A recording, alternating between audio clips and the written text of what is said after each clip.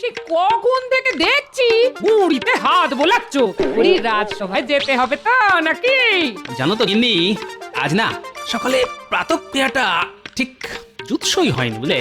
তা হবে না, কাল রাতের খাবারের কথা মনে নেই? যেভাবে তুমি গন্ডে পিন্ডে গিললে, যেন মনে হয় এই প্রথমবার ভাতের থালা চোখে দেখলে। হ্যাঁ, কি যে বলো গিন্নি, ওই সামান্য খাবারকে কিনা তুমি বলছো এত। গোপাল দাদু আমরা এসে গেছি। আরে পুটি, তোদের দাদুর যেমন রাজসভায় যাওয়া ডকে উঠেছে, তোদের পড়াশোনাও তেমনি শিখে উঠলো নাকি? কেন দিদা? না মানে পড়াশোনা ছেড়ে সকাল সকাল যে দাদুর কাছে গন্নে দিয়ে পড়লি, এই তাই বলছিলাম আর কি। না না দিদা, আমরা তো রোজই নিয়ম করে পাঠশালায় যাই। জানো তো এখন আমাদের পাঠশালায় ইংরাজি শেখাচ্ছে। তাই নাকি? বাহ, এটা খুব ভালো কথা। আচ্ছা দাদু, তুমি হ্যাপি নিউ ইয়ার এই কথাটার মানে জানো? আরে কেন জানবো না, নিশ্চয় জানি। কই তাহলে বলো তো দেখি। শোন, আমরা যেমন নতুন বছরকে নববর্ষ বলি, ঠিক তেমনি ইংরেজরা তাদের নতুন বছরকে হ্যাপি নিউ ইয়ার বলে। বাহ দাদু, তুমি তো দেখছি অনেক কিছু জানো। জানার জন্য জীবন। যাই হোক, কদিন পরেই তো নিউ ইয়ার, মানে ইংরেজি নববর্ষ। আমরা সবাই মজা করবো বুঝলি, হই হুল্লোড় করবো। কি মজা, দারুণ মজা। তাহলে আমরাও সবাইকে হ্যাপি নিউ ইয়ার বলবো। আরে বলবি বই কি, আর শুধু তোরাই নয়, তার সাথে আমিও সবাইকে বলবো হ্যাপি নিউ ইয়ার। বেশ মজা হবে। দারুণ মজা হবে।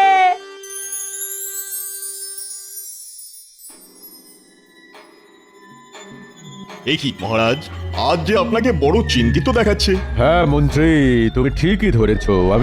আমি খুবই চিন্তিত এই চিঠিটা নিয়ে। কেন মহারাজ, কি লেখা আছে এই চিঠিতে, আর কেই বা পাঠিয়েছে এই চিঠি? এই চিঠি পাঠিয়েছেন স্বয়ং ইংরেজ বড়লাট। তিনি এই চিঠিতে লিখে পাঠিয়েছেন যে তাদের এই নতুন বছরে তার একমাত্র কন্যা নাকি এই রাজ্যে ঘুরতে আসার ইচ্ছে প্রকাশ করেছেন। এ তো খুব ভালো কথা মহারাজ। তা কবে আসছেন এই মেম? আগামীকাল। কিন্তু কিন্তু কি মহারাজ? রাজকোষের অবস্থা তো খুব ভালো নয় মন্ত্রী। তার উপর নবাব যে এই বছরে দ্বিগুণ খাজনা চেয়ে বসে আছেন। এখন তুমিই বলো, যদি এই ইংরেজ মেম সাহেবের তদবির ঠিকঠাক করতে না পারি, তাহলে তো ইংরেজ বড়লাট আমার গর্দান নেবেন।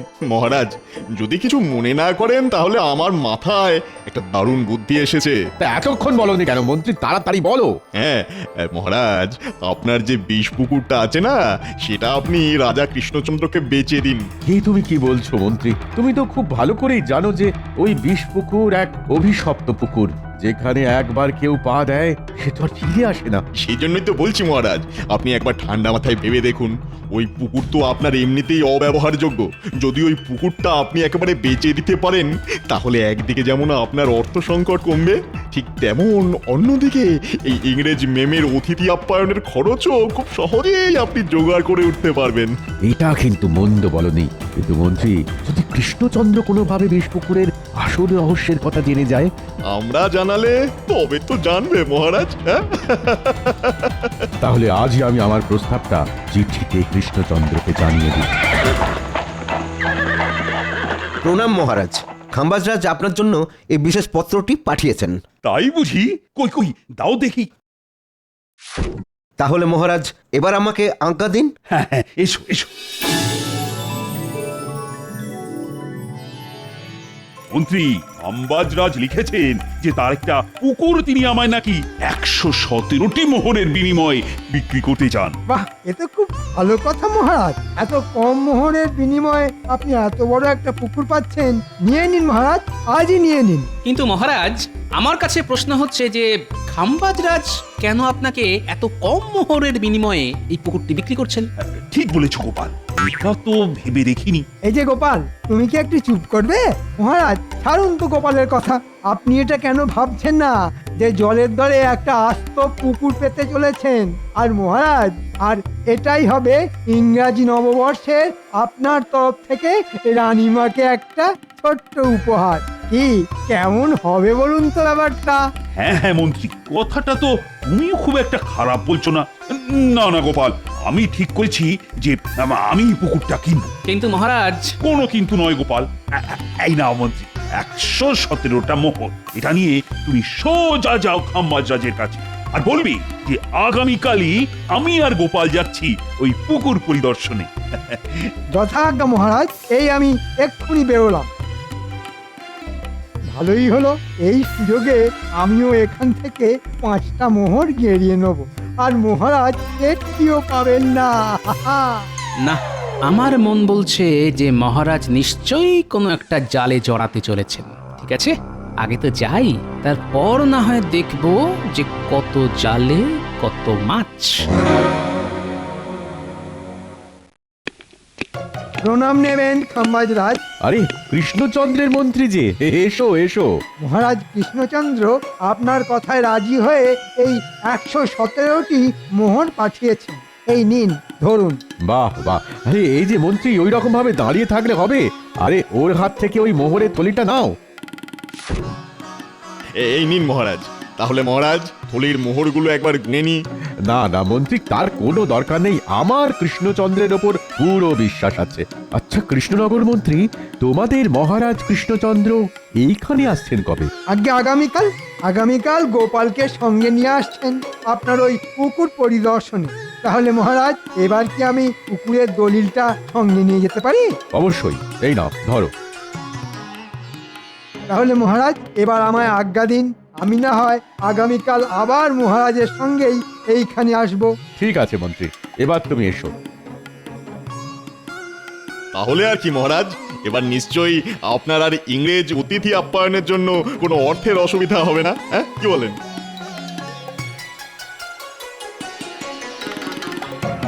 সাবধানে যাবেন মহারাজ। হ্যাঁ হ্যাঁ রানী, ও নিয়ে তুমি একদম চিন্তা করবে না।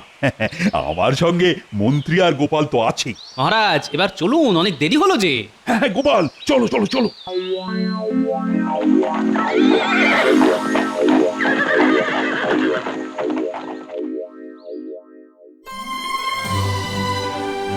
আরে আসুন আসুন আসুন মেম সাহেব আসুন। আমার কি সৌভাগ্য, স্বয়ং বড়লাট সাহেবের মেয়ে আমার রাজ্যে ঘুরতে এসেছেন। ইয়েস খাম্বাজ রাজা, আসলে আমার ফাদার আমার বাবা ঠিক করেছিলেন যে তিনি আমাদের নিয়ে এই নিউ ইয়ারে আপনার এই রাজ্যে সেলিব্রেট করতে আসবেন, বাট তিনি একটা ইম্পর্টেন্ট কাজে ফেসে যাওয়ার জন্য এখানে আসিতে পারিলেন না। I am extremely sorry for that, তাই আমি একাই আসিয়াছি। বাহ বাহ, এ তো খুব ভালো কথা। মহারাজ, শুধু কথাই বলবেন, মানে এবার অতিথিদের ভিতরে নিয়ে যাওয়ার ব্যবস্থা করুন। হ্যাঁ হ্যাঁ হ্যাঁ মন্ত্রী, আহা আমি তো ভুলেই গিয়েছিলাম। আসুন আসুন আসুন আসুন আসুন আসুন, সবাই ভেতরে আসুন।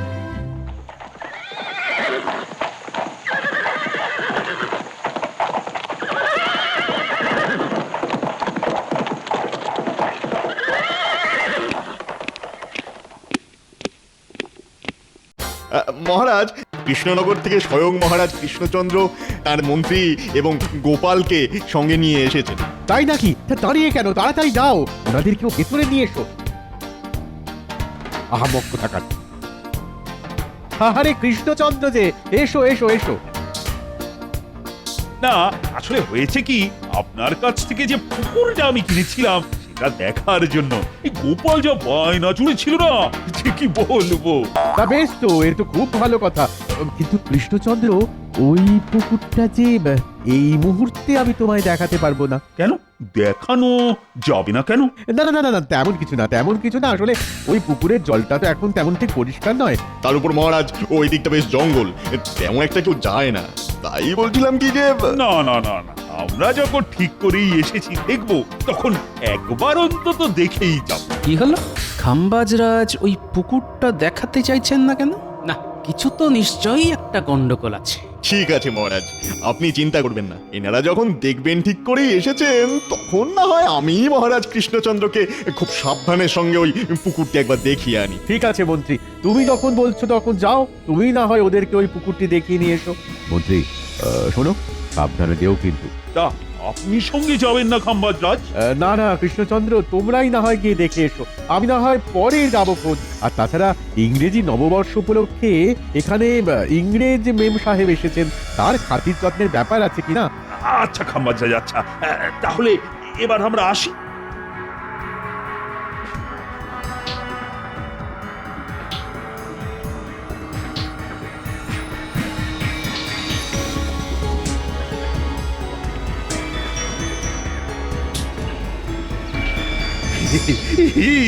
দেখেছো মন্ত্রী, দেখো দেখো, এই যে সত্যি খুব বিশাল পুকুর। হ্যাঁ হ্যাঁ মহারাজ, কি ঝকঝকে আর তকতকে জল।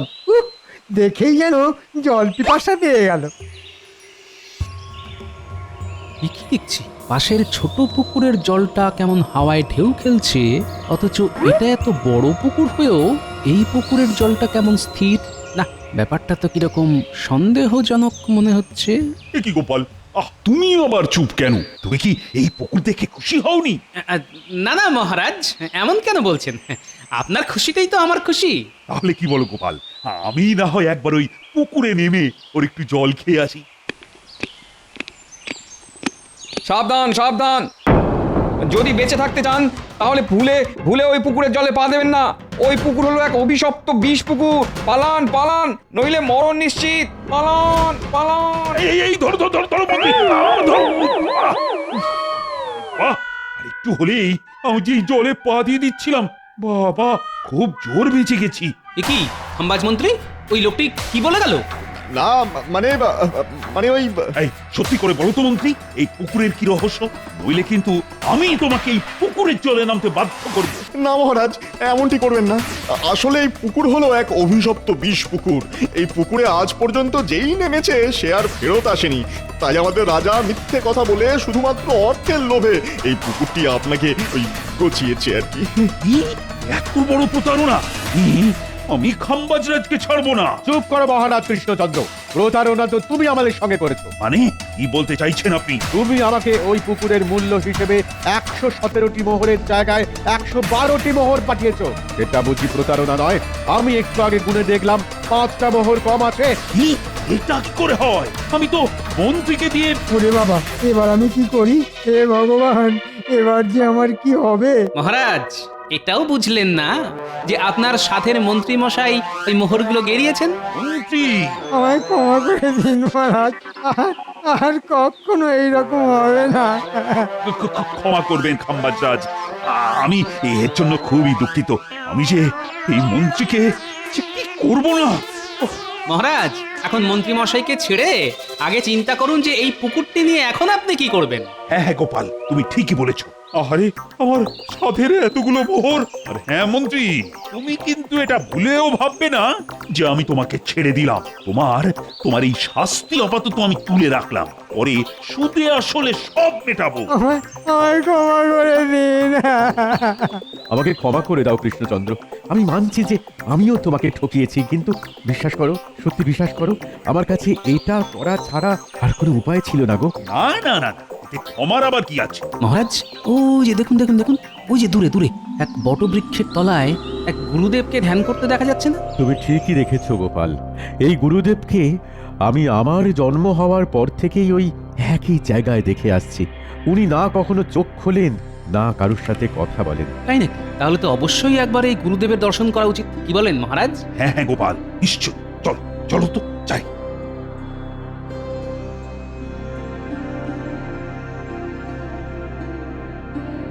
প্রণাম গুরুদেব। কি আশ্চর্য!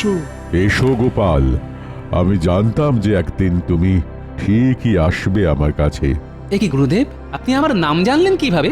আমি সব জানি গোপাল, কিন্তু এও জানি যে তুমি এখানে কেন এসেছো। আমি তোমারই মতো একজন পুণ্যাত্মার সন্ধানে ছিলাম, আর তুমি হলে সেই পুণ্যাত্মা, আর তাই তুমি আমার ধ্যান ভেঙেছো। তাহলে গুরুদেব, আপনি যখন সবই জানেন, তখন না হয় আপনি এই বিষ পুকুরের হাত থেকে কিভাবে রেহাই পাওয়া যায় তার একটা উপায় বলে দিন। শোনো গোপাল, সেই উপায়ই তো তোমাকে খুঁজে বার করতে হবে। এই নাও, এটা ধরো। এটা নিয়ে কি করব গুরুদেব? একমাত্র এই তীর দিয়েই তুমি ওই জল রাক্ষসকে মারতে পারবে। আর একটা কথা সব সময় মনে রেখো, জলে থাকা অবস্থায় জল রাক্ষসকে কিন্তু তুমি বধ করতে পারবে না। ধন্যবাদ গুরুদেব। এবার আমি চলি গোপাল, আমার কাজ শেষ। আশীর্বাদ করি তুমি যেন জয়ী হও। What happened? আমি রাজে ঘুরিতে এসে এইসব কি দেখে দিচ্ছি? কোথায় প্রোগ্রাম হবে, সেলিব্রেট হবে? কিছু মনে করবেন না মেম সাহেব, আমি আপনাকে সব কথা খুলে বলছি। আসলে হয়েছে কি, এই পুকুরে এক বিশাল মৎস্যরূপী জল রাক্ষস আছে। যদিও তাকে এখনো কেউ তেমন ভাবে দেখেনি, তবে লোকে নাকি বলে যে এই পুকুরের জলে যদি কেউ নামে তাহলে সে আর ফেরত আসে না। ও মাই গড, হোয়াট হ্যাপেন্ড? এ কি বলিতেছেন আপনি? ঠিকই বলছি মেম সাহেব, আর এই কথাটাই আমি মহারাজ কৃষ্ণচন্দ্রের কাছ থেকে লুকিয়েছিলাম, আর তাকে ঠকিয়ে এই পুকুরটা আমিই বিক্রি করেছিলাম। আমায় ক্ষমা করো কৃষ্ণচন্দ্র, আসলে আমার না কোনো উপায় ছিল না। কাঁদবেন না খাম্বাজরাজ, কাঁদবেন না। আমি সব বুঝেছি। আমিও আপনার জায়গায় থাকলে হয়তো ঠিক এটাই করতাম। যাক বাবা, এই জল রাক্ষসের জন্য আমি এই যাত্রায় বেঁচে গেলাম। কিন্তু মহারাজ, এখন চিন্তার বিষয় হলো যে এই জল রাক্ষসকে কিভাবে ধরা যায়। মহারাজ, আমার মাথায় একটা দারুণ বুদ্ধি এসেছে। তাই নাকি গোপাল? তো বলো বলো, কি সেই বুদ্ধি? তবে শুনুন মহারাজ, আর আপনিও শুনুন খাম্বাজরাজ, আপনাকে ছিপ দিয়ে মাছ ধরতে পারে এমন বেশ কিছু দক্ষ লোক জোগাড় করতে হবে। তাদের দিয়ে কি হবে গোপাল? দেখুন মহারাজ, আমরা সেই মৎস্য শিকারীদের ছিপ দিয়ে এই পুকুরের ধারে বসিয়ে দেব সেই মৎস্যরূপী জল রাক্ষসকে ধরার জন্য। দেখেছেন মহারাজ, গোপালের কত বুদ্ধি! উনি নাকি ছিপ দিয়ে মৎস্যরূপী জল রাক্ষসকে ধরবেন। তাহলেই হয়েছে। দেখো মন্ত্রী, তুমি কি এইবার মানে মানে চুপ করবে? বলে কিন্তু আমি এখনই তোমাকে এই ছিপের বড়শিতে গেঁথে ওই পুকুরের তলে ফেলে দেবো। না না, ঠিক আছে ঠিক আছে, এই আমি চুপ করলাম। ঠিক আছে গোপাল, আমি এক্ষুনি সব ব্যবস্থা করে ফেলছি।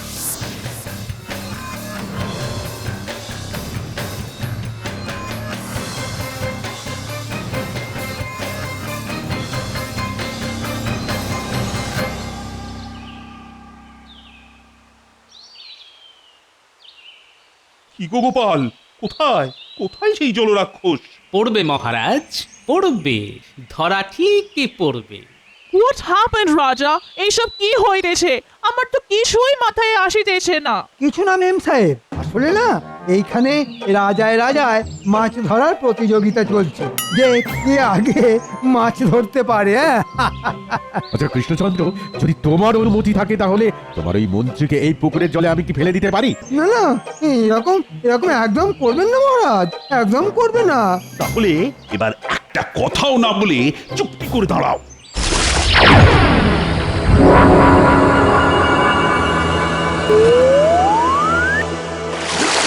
পালাও পালাও, ওরে বাবা রে, পালাও!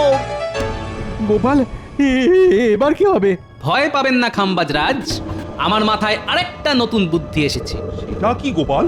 কি আবার ওই মানে মানে কৃষ্ণনগরে ফিরে যাওয়া আবার কি? মন্ত্রী, চুপ করবে তুমি, নইলে কিন্তু এবার আমি সত্যি সত্যি এই পুকুরের চলে তোমায় চোবাবো। না না মহারাজ, ঠিক আছে ঠিক আছে। আমার মনে হয় গোপাল, এত সহজে আমরা এই জল রাক্ষসকে ধরতে পারবো না। আমি এখনো বলছি মহারাজ, এই কাজ না এইসব গোপাল নেপালের কর্ম নয়। এই কাজ যদি আমি পেতাম না, তাহলে দেখতেন যে এতক্ষণে এই জল রাক্ষস আপনার পায়ের কাছে পড়ে মাছের মতো খাবি খাচ্ছে।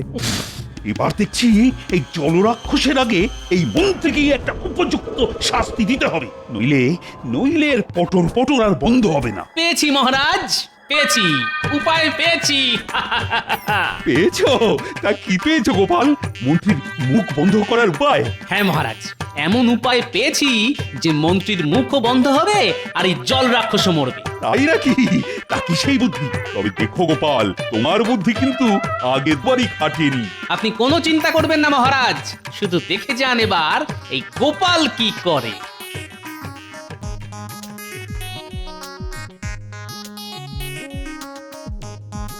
ও মা গো, এবার আমার কি হবে গো?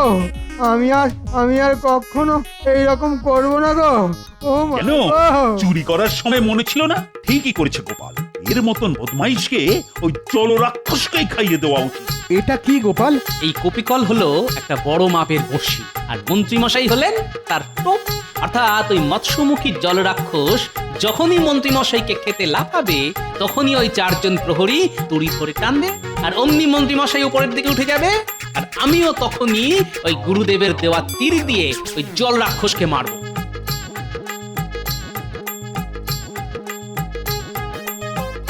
কি তাহলে তোমাদের কি করতে হবে সব বুঝেছো তো? হ্যাঁ গোপাল দাদা। তাহলে তোমরা শুধু আমার দিকে লক্ষ্য রেখো, যেই আমি চোখ মারবো আর অমনি তোমরা দড়ি ধরে টান মেরো, ঠিক আছে? ঠিক আছে। দেখো গোপাল, যেন ফসকে না যায়, কারণ যদি তুমি একবার ফসকাও তাহলে কিন্তু মন্ত্রীও চিরকালের জন্য ফসকে যাবে। হে ভগবান, এবার এবার আমার প্রাণটা যে গোপালের হাতে। দেখো ভগবান, দেখো, একটু দেখো। না না মহারাজ, আপনি একদম চিন্তা করবেন না, এই শিকার আর আমার হাত থেকে ফসকাবে না। মহারাজ, এইভাবে আমার মাছের খাবার বানাবেন না, বানাবেন না। ও মা গো, কেউ তো আমায় বাঁচাও।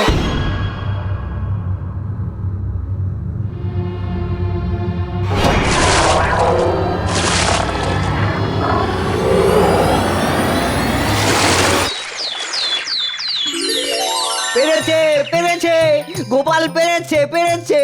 সাব্বাস গোপাল, তোমার জবাব নেই। এই নাও, এই নাও গোপাল, এটা তোমার পুরস্কার। ধন্যবাদ খাম্বাজরাজ। ইংরেজি নববর্ষের প্রথম দিনে আমি কিন্তু খুব খুশি গোপাল। সাবাস গোপাল, সাবাস, সত্যি তুমি আমার মুখ রেখেছো। আই এম শকড যে তুমি ইম্পসিবল কাজটা কি করে করলে Gopal. I am really impressed. এই নাও, টেক ইট। ধরো, এটা আমার তরফ থেকে এই নিউ ইয়ারে তোমার জন্য উপহার। Are you happy? ধন্যবাদ মেম সাহেব। এ তো দেখছি মেম সাহেবকে তদবির করলো খাম্বাজ রাজ্য, আর পুরস্কার পেল কৃষ্ণনগর।